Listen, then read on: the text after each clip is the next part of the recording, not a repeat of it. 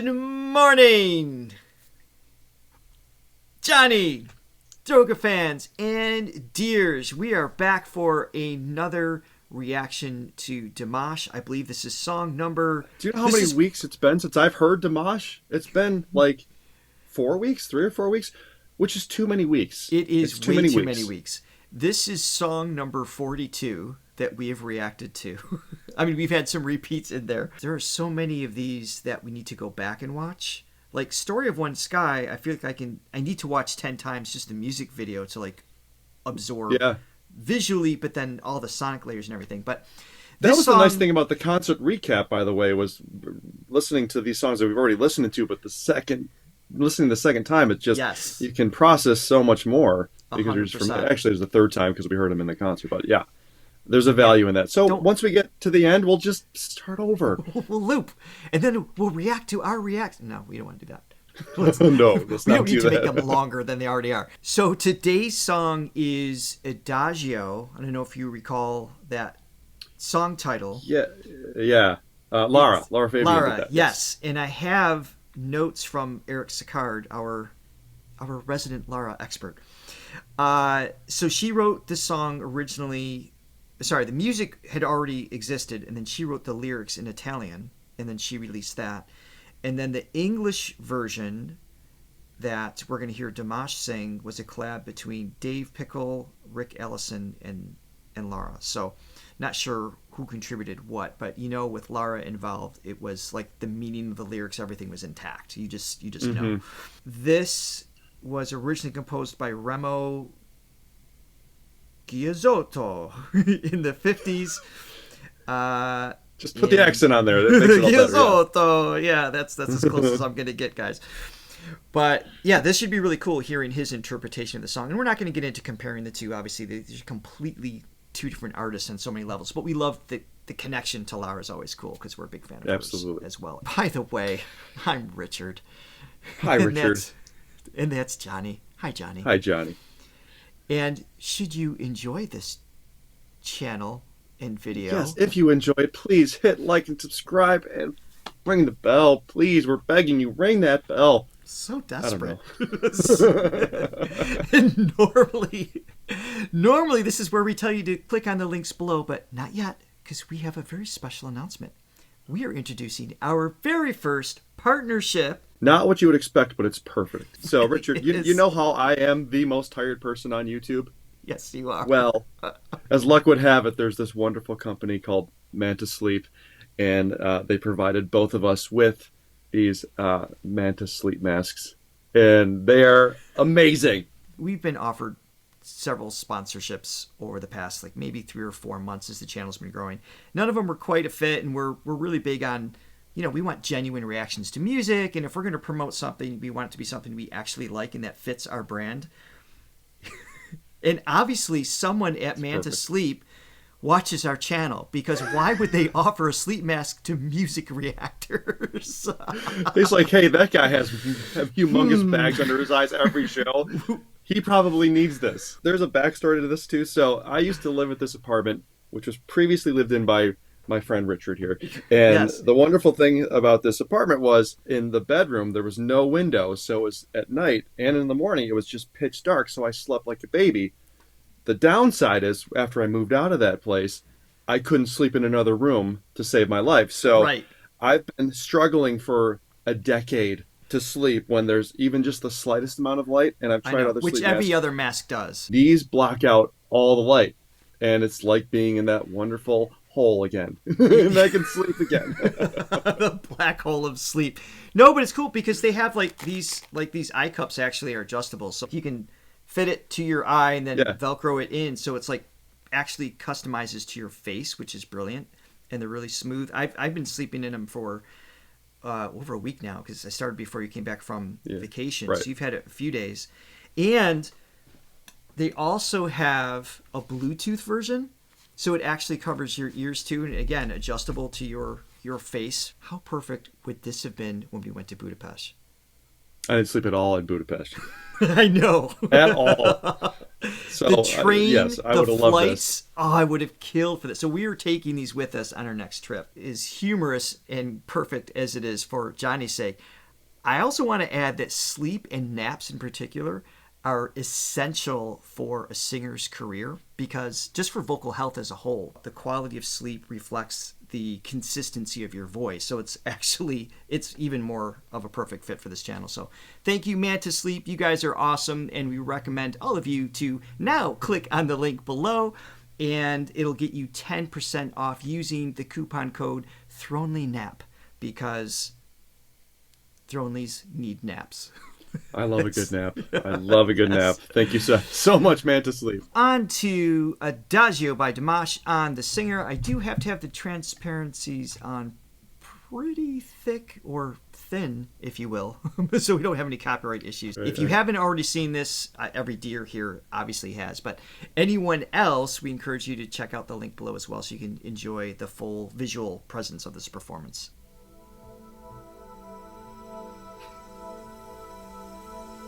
Get my arm a little bit more out of the way.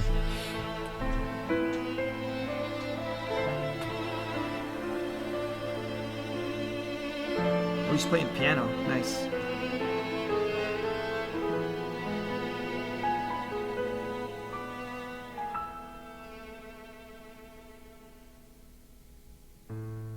I don't know where to find you. I don't know how to reach you. I hear your voice in the way. I feel your His piano skills. Yeah. Love that vibrato. Within my heart and my soul, I wait for you. Adagio.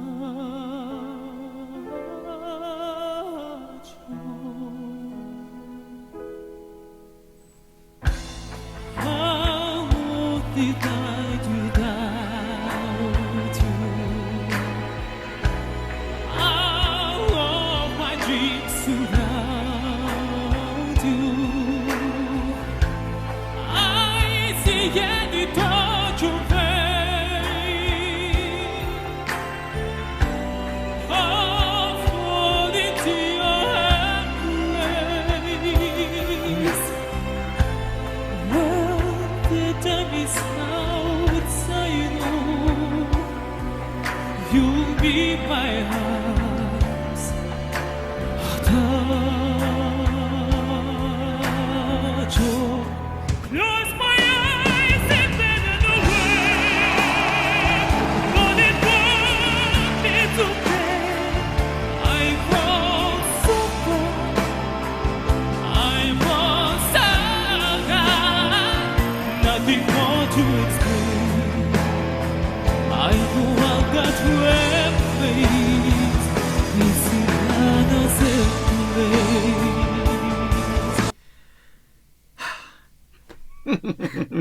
I have missed you, Dimash. It's been too long. I know. Now, I like a actually warm listened to blanket. Dimash just last week with Sam, but we watched SOS, a different version of that. Blew him away. It was just like mind blown, right? It's interesting to see the growth here because we just saw him live, so we have a really recent experience with where his skill sets are right now, right?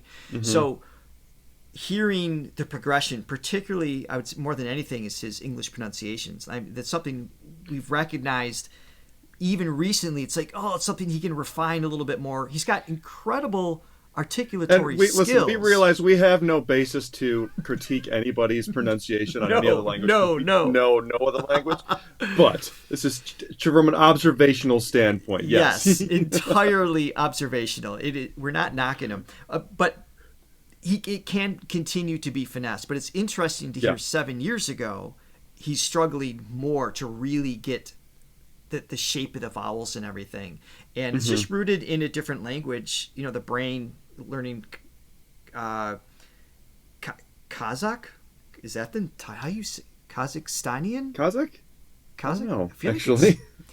please let us No. know. Please correct us, yes. Please correct us. I want to be able to say the right thing. In Russian, and obviously learning these other languages as a child, there's certain formations that the lips, tongue, and jaw do through repetition that becomes difficult to modify. So taking on so many different languages, as we've heard, English is really difficult compared to that. That being said, I can hear a clear progress between what he's doing here versus what he's doing now. When we first started reacting to his videos, we're just like, how does it get better than this? And people were like, it gets better than this somehow. It does. And they were right, but it's subtle things. Obviously his skill level is at the highest level, but there is like a certain maybe storytelling depth that he's included now a little bit more. Mm-hmm. The tone's just a little bit richer. Yeah, the wow factor of initially hearing him is like, it can't be better. This is the best. and then you just you can hear everybody in the crowd. This is like sort of the introduction to him. That was his big year of being exposed to the world, and people are just like, they can't believe it. Oh, he's so good. Yeah. I know I've got weapons, this is another place. If you know where to find me, if you know how to reach me, there was just a part of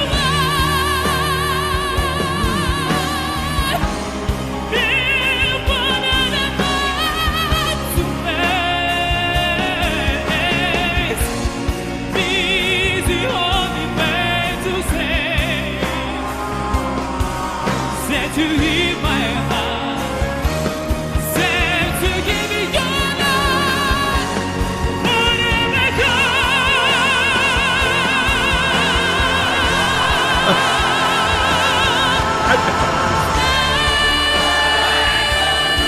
Let's keep going.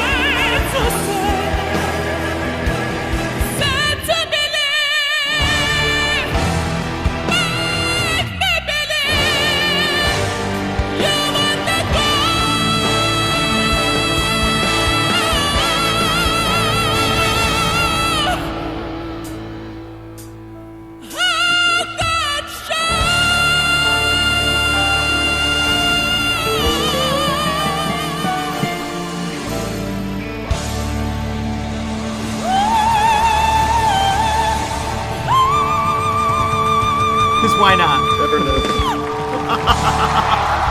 Oh my god. Oh, my cheeks hurt. He makes me smile so much. Man, and the world is right again. It just, when you go weeks without it, it just felt like a little off. So are these are the competitors, right, in this room?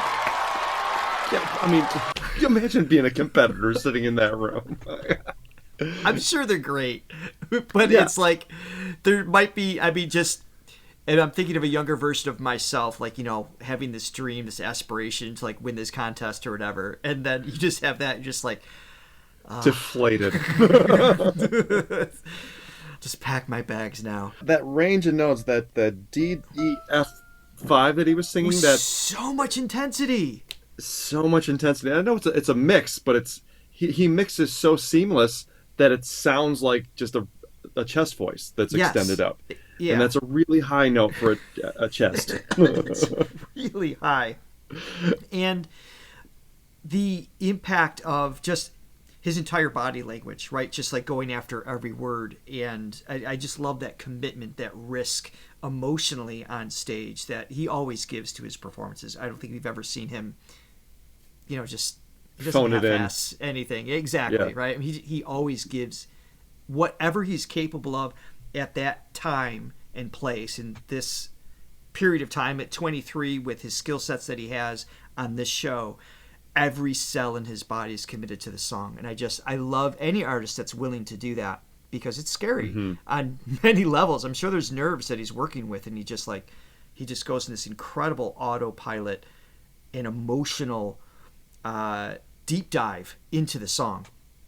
This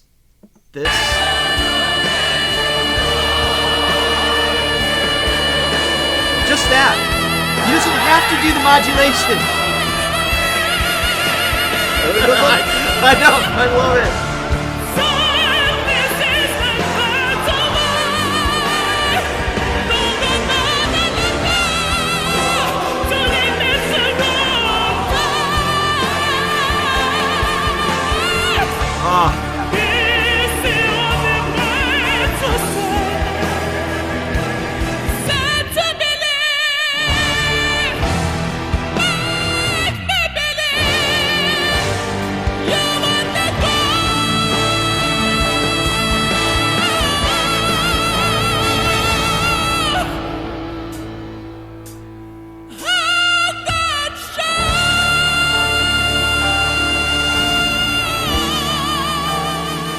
And then clear tone, more head voice, operatic style. Total clarity. And that's the example of the folds being slightly thick, having a little bit more of a chest voice sound initially.